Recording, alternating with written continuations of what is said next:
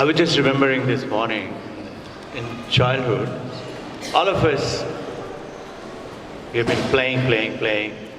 Lots of games we all have played, had fun. Every one of us are very fond of our childhood. I was just remembering, I was very, what do you call, say, ADHD? Hyperactive disorders. I was always moving around, running around. And I used to get hurt like anything. So many cuts all over my body, broken bones. So, I must have been 6, 7, 8 years of age. We were playing, all the brothers and some friends, we were all playing. We had a big bungalow and we were going round and round and playing. And while playing around, there was some window which was open. And below the window, it was a French bungalow. You know, those in the French town's name was also Chandranagar, same as this one. And the French town, that French window had steps. So you could open the window and make it a door. The lower part is locked up, upper part is open to window. And everybody used to go over the step and then go other side. I used to go jumping right across on the other side. And I did the jump while running around. I've done that before a couple of times. But this time when I jumped, that window which was on top, it hit my head. And naturally, I said, oof, and I kept running because somebody was coming to catch me. I ran and I felt something is tickling, so I did like this and I found it was blood. I just did like this and ran around. The friend and brother, they all said, blood, blood, blood. You got hurt? I said, no, nothing, I'm okay. I kept running, we're playing, but they called mother. Mother came down and I was just wondering. And I keep, every morning when I do my pranam to my mother and father, and I was remembering this. You know what she did? She came down, by the way, my mother used to call me, that was not my name, but she used to call me Bichu. I was so bad. I think many of you must have got names like this. As she came down and she said, oh, you didn't tell me that it was him. Meaning this, they must have said bleeding and she didn't listen. Who is the guy? She came and said, you didn't tell me it was him. Look at the message she gave me. She said, ये भगवान का लड़का है, कुछ नहीं होता है. I have grown up believing मैं भगवान का लड़का हूँ. Hey, why don't you give it to your children in the classroom, at your own home, and don't forget to give it to yourself. You are भगवान का लड़का लड़की. Just imagine, you're a divine soul, divine spirit. There is a guy who suddenly, young guy, must be 25, 30, and he suddenly one day felt like he should renounce everything and go up to the forest and at least meditate for a month or so.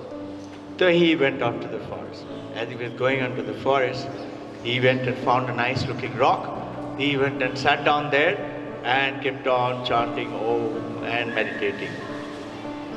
Then suddenly he found there is something is moving in front in the jungle. And he found there was a fox. But the fox's all 4 legs are missing. The fox can't move. So he looked at it, he forgot chanting Om. He was wondering, how is this guy living? Looked to be pretty okay, healthy. How is he living? And he was looking at it and wondering, after a while, a lion came with a big piece of meat in its mouth and came and dropped it in front of the fox and went away. And he said, my God, this fox is living and lion is coming and giving him meat. There is a message from God for me. So that means I don't have to worry about my food. I'm going to keep on chanting. So he kept on chanting and tried to. 1 day passed, 2 days passed, and he became very weak and very hungry. He urging to go back and search for food. He said, no, God has given me a message. So he kept chanting. 3rd day, 4th day, 5th day. And he had read Buddha. He said, Buddha did not get up, I also will not get up. Then suddenly a yogi who was passing by there, so yogi saw this guy, very weak, tired, looking very pulled out. He came and said, what has happened to you? We like this. Is it served? I got a divine message. And he told about the message. This is what happened. The lion came and dropped the meat in front of the fox. So I know food will come. So Yogi, who was passing by, he looked at him and he said, tell me, why did you choose to copy the fox? Why didn't you choose to divine message from the lion? You could have become the benevolent lion and go serve food to everybody.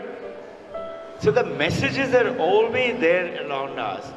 And we, if you read that first message of Vivekananda there, it says from childhood we've been, our parent, our teachers, like you and me, we want our children to be perfect. And to make them perfect, we keep paying attention to what? To the fault. No, don't do that. That is not good. What are we paying attention to? The sicknesses, the weakness, the irregularity in their life, and we are forgetting to pay attention what is good in them, or in your partner, or in your friend. As I was leaving, we do, like all of us must be doing some pranam or worship or salute or salam. So as I was leaving, we have a crystal. You must have seen the crystal over here. Whenever there is worship, Anil sir has got the crystal. It does that worship over there. As I was looking at it, and as per the geometry of the ancient India Vedanta, that crystal is very powerful. It's supposed to bring you good energy. As I looked at the crystal, and I got a message, I want to share with you. It said, you monkey, your crystal is inside you. It's not out there. So all of us need to know there's a crystal inside the child, inside in you. All you have to do is generate that power from within. And this is what it means that our mind has got 4 general outline. Okay, there are 16 parts as per yoga. I will not get into it. It might become boring. But outline is 4. One is memory, which we all know. Second is ego. Third is feeling. And fourth is intellect. Our education system generally, not in this school, I know all of you are doing it. You're giving the child a very good message. That's how the children are growing up to be good. But do it more. This 4 functions of the mind, but we use the mind with 3 things. Remember I shared with you. One is memory, but unfortunately we are remembering negative things of life.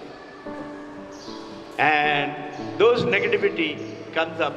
Shauda ma'am was sharing yesterday, one of the very famous actress about Deepika, how she was wasting her life away and somebody came along, how he changed her life. But what was she doing?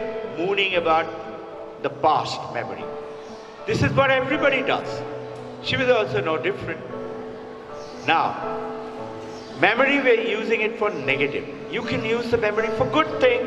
Remember the good thing. Erase the bad thing. Replace it with a good thing. And second is, whatever you're remembering, you're making. That is past. Memory is past. Present. Present is experience. You're experiencing a terrible, miserable life. This is called cause and effect. All of us know these big, big words, but apply it in your life. Present. Experience beautiful life by remembering good things and expecting, which is future, called imagination. Visualize great things, whatever. While coming down, we have a railway bridge. Good, Puri railway bridge. Imagine railway bridge is up. You will find majority of the time it will be up. Supposing sometime it is down. Don't say this is all fraud. Hey, that means you have not purified yourself. You have to purify yourself to every thought of yours to come true. What is purify? Ethical life. Don't tell lies. If you live a life like that, automatically you will find your life will transform. So imagine, visualize, create your life. Experience the present beautiful with a beautiful memory. Long time ago, when I was 5, 6 years of age, I told you that I was very mischievous. And I hadn't joined school till 6.5. Those days, nobody used to go to school. Everybody, bada hoga, then they will go to school. So 6.5, when I went to school, I realized today half my brain potentials were already lost. Because all I did get is a little bit of data. Father and mother, very good, very dedicated, but they didn't know. Now, I wouldn't write. Have you noticed? Most of us have writing disability. How many people do you know who says, I can't sleep tonight because I have not written anything? I have to write. Now, mother one day, father came back from office, 7:30 in the evening, and she had tried to make me write, I didn't write. So she had a big complaint to the father. Da, da, da, da, da, da. Father didn't look at me, didn't say, is it? Even till today, I do not forget this. You as a parent, you will not be forgotten by your children or the teacher if you remember these. Father just put his arms around my mother and said, come inside. Didn't say anything to me. I was feeling guilty like hell. Anyway, he went inside. He didn't say anything that night also. Next morning before, we had to get up at 4:30 in the morning, 4:30 to 7:30. I think what energy my father had. 6 days a week.